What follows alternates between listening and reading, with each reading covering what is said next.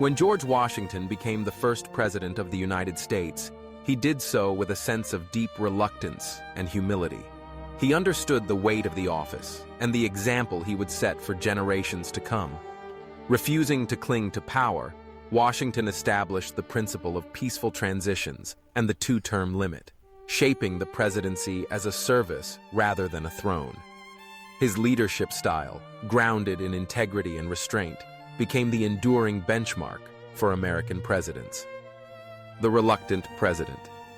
How Washington set the standard for American leadership. The most powerful man in America was trying desperately to quit. Picture this. It's 1783, and George Washington holds absolute power over the Continental Army. His officers are plotting a military coup, begging him to become America's king. European monarchs are watching, expecting him to seize control like every other victorious general in history. Instead, Washington does something so unprecedented that King George III calls it the greatest act in the history of the world. He walks away. But this wasn't the last time Washington would reluctantly accept the burden of leadership that would define a nation's character for centuries to come. The general who wouldn't be king. Washington's resignation as commander-in-chief wasn't just political theater. It was a revolutionary act that stunned the world. In an age when military leaders routinely transformed victories into crowns, Washington's decision to return his commission to Congress sent shockwaves across Europe. The French court couldn't comprehend it. British newspapers declared it impossible. Yet there he stood in Annapolis, Maryland, surrendering his sword to civilian authority and riding home to Mount Vernon, dreaming of nothing more than managing his plantation and breeding mules. For 4 blissful years, Washington played the role of gentleman farmer. He experimented with crop rotation, designed a 16-sided barn, and corresponded with agricultural societies about the latest farming techniques. This wasn't the life of a man hungry for power. It was the contentment of someone who had found his true calling far from the intrigues of politics. But America was dying. The Articles of Confederation had created a government so weak it couldn't collect taxes, regulate trade, or maintain order. Shays' Rebellion in Massachusetts terrified the founding generation. Armed farmers were attacking courthouses, and the federal government was powerless to stop them. The grand experiment in self-governance was collapsing, and everyone knew only one man possessed the credibility to save it. They needed Washington, and Washington wanted nothing to do with them. The Constitutional Convention's secret weapon. When delegates gathered in Philadelphia in 1787, they faced an impossible task, convincing 13 sovereign states to surrender their independence to a stronger federal government. The very idea reeked of tyranny to Americans who had just fought a war against centralized power. But the convention had a secret weapon they deployed before debates even began. They made Washington their president. His mere presence in that sweltering assembly hall transformed everything. Delegates who might have walked out in protest stayed to hear what the great man thought. Arguments that could have sparked sectional violence were tempered by the knowledge that Washington was listening. His silent authority gave legitimacy to radical proposals that would have been dismissed as monarchical plots without his endorsement. Yet Washington himself remained largely silent throughout the proceedings, speaking only twice during the entire convention. He was the indispensable man who dispensed himself sparingly, understanding that his greatest power lay not in words, but in the trust others placed in his character. But the founders weren't done with him yet. The unanimous choice.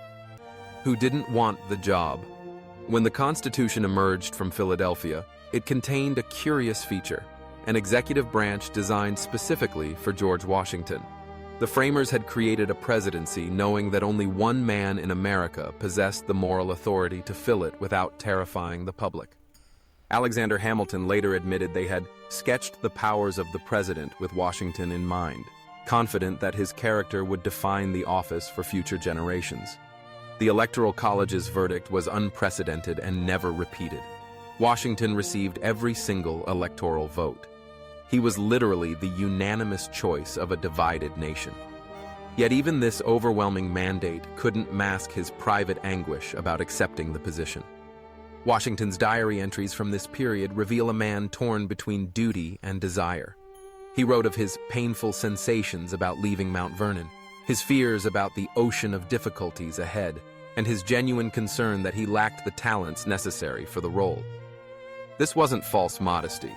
Washington genuinely believed he was unsuited for the presidency, viewing himself as a soldier and planter, not a politician.